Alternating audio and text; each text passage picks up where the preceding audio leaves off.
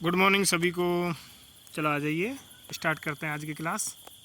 हमारा टॉपिक चल रहा है भारतीय संविधान, जिसकी आज 7वीं क्लास है। इससे पहले 6 क्लास हो चुकी हैं, तो जिन स्टूडेंट ने पिछली क्लास नहीं देखी है उनको देख लीजिएगा, तो उसके बाद ये क्लास देखिएगा। चलिए, आज हमारा टॉपिक चल रहा है भारतीय संविधान का भाग 6। भाग 6 राज्य से संबंधित है, जो अनुच्छेद 152 से लेकर 233 तक है।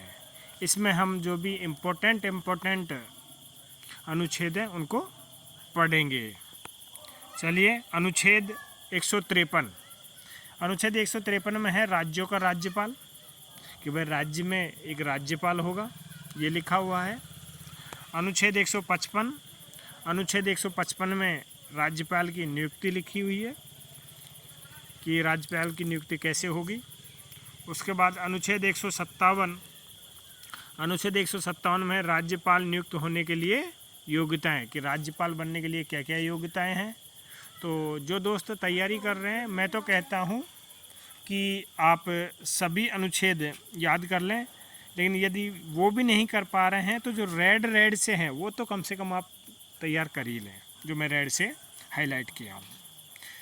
नेक्स्ट चलते हैं, अनुच्छेद 151, अनुच्छेद 161, क्षमा आदि की कुछ मामलों में दंडादेश को निलंबन, परिहार, लघुकरण करने की राज्यपाल की शक्तियाँ।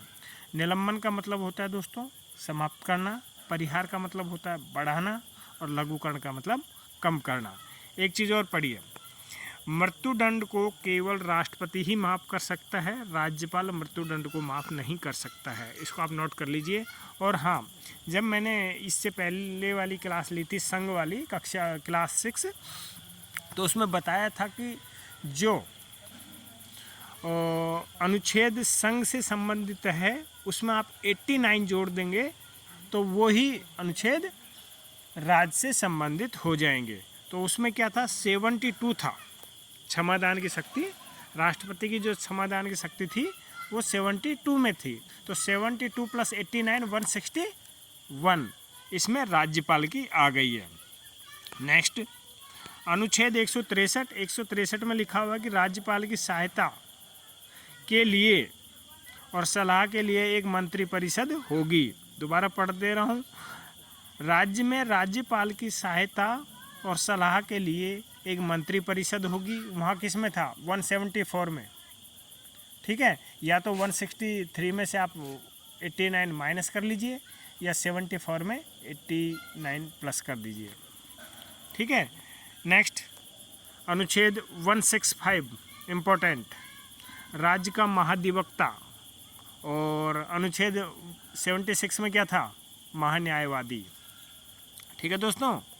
नेक्स्ट चलते हैं, अनुच्छेद 168, राज्य में विधानमंडल का गठन। और अनुच्छेद 169 में राज्य में विधान परिषद का उत्साधन या सृजन। भाई परिषद जो है, विधान परिषद को सृजन करना मतलब बनाना है या ख़त्म करना है। वहाँ विधान परिषद है यहाँ पे, तो वहाँ क्या होगा, राज्यसभा, राज्यसभा होगा ना भाई। तो राज्यसभा कौन सा था, 80 + 89 169। और लोकसभा क्या था, 81। तो 81 + 89 कितना हो गया, 170। तो वहाँ लोकसभा था, तो राज्य में क्या होगी, राज्यसभा। इसलिए अनुच्छेद 170 में क्या है, राज्य में विधानसभा की संरचना। और 81 में था लोकसभा की संरचना, ठीक है दोस्तों। तो आप एक याद कर लीजिए, उसके बाद तो ऑटोमेटिक याद हो जाएगा। अनुच्छेद 173, राज्य के विधानमंडल का सदस्य बनने के लिए योग्यता। अनुच्छेद 119, धन विधेयक की परिभाषा।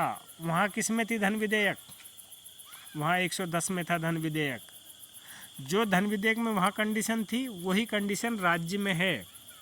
वहाँ कौन निर्धारित करता था कि कोई विधेयक धन विधेयक होगा या नहीं होगा, संसद में कोई भी विधेयक धन विधेयक होगा या नहीं होगा वो लोकसभा का अध्यक्ष निर्धारित करता है, और राज्य में राज्यसभा का अध्यक्ष निर्धारित करता है। दूसरी बात, लोकसभा में क्या होता है, संसद में 110 में क्या लिखा हुआ है? एक चीज़ और लिखी हुई है धन विधेयक से संबंधित कि कोई भी धन विधेयक हमेशा लोकसभा में पारित होता है और राज्य में भी धन विधेयक हमेशा विधानसभा में पारित होता है। तो इन चीज़ों को ध्यान दीजिए।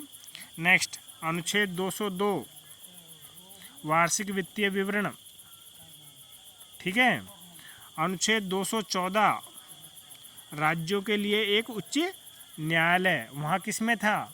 200 किस में? कमेंट करके बताइए। 24 में? ठीक, कमेंट कर दीजिए। अनुच्छेद 226 कुछ रिट निकालने की उच्च न्यायालय की शक्तियाँ। अच्छा, हाई कोर्ट में किस अनुच्छेद के तहत रिट जारी करता है? अनुच्छेद 32 के तहत। देखो 32 और 226 में मैं आपको डिफरेंस समझाता हूँ। अनुच्छेद 32 और अनुच्छेद 226 दोनों ही मूल अधिकारों की रक्षा के लिए हैं और रिट जारी करते हैं 5 प्रकार की। अनुच्छेद 32 में क्या होता है कि जब किसी का मूल अधिकारों का हनन हो रहा हो तो सुप्रीम कोर्ट अनुच्छेद 32 के तहत 5 प्रकार की रिट जारी करता है, सुप्रीम कोर्ट, उच्चतम न्यायालय। और अनुच्छेद 226 में क्या है कि जब किसी नागरिक के मूल अधिकारों का हनन हो रहा हो तो हाई कोर्ट अनुच्छेद 226 के अंतर्गत रिट जारी करता है। तो ये दोनों का अंतर है। उसके बाद बात करें हम 233 जिला न्यायाधीशों की नियुक्ति।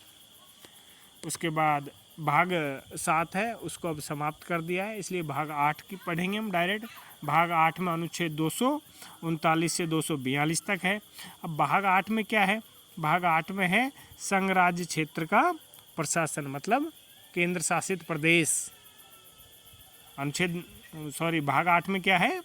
केंद्र शासित प्रदेश, यूटी, यूनिटर। अनुच्छेद 239 में क्या लिखा हुआ है? देखिए, संघ राज्य क्षेत्र का प्रशासन। और अनुच्छेद 239 अनुच्छेद 239 में लिखा हुआ है दिल्ली के संबंध में विशेष उपबंध। इसको आप याद कर लीजिए, 239 को। उसके बाद हम बात कर रहे हैं भाग 9, वेरी वेरी इंपॉर्टेंट, पूरा भाग ही इंपॉर्टेंट है। इसमें आपको क्या याद करना है दोस्तों? ज़्यादा कुछ भी याद नहीं रहता है। तो भाग 9 में क्या है? भाग 9 में पंचायत है। अनुच्छेद कौन सा है? अनुच्छेद 243। ये 3 शब्द तो आपको याद होने ही चाहिए। सॉरी। इसके बाद यदि आप याद कर सकते हो तो आपको ये याद कर लेना कि अनुच्छेद 243 से लेकर अनुच्छेद 243 अण तक पंचायत से संबंधित है, ठीक है। नेक्स्ट, भाग 9 के में क्या है? नगर पालिकाएँ है। ये शब्द भी दोनों आपको याद रखना है।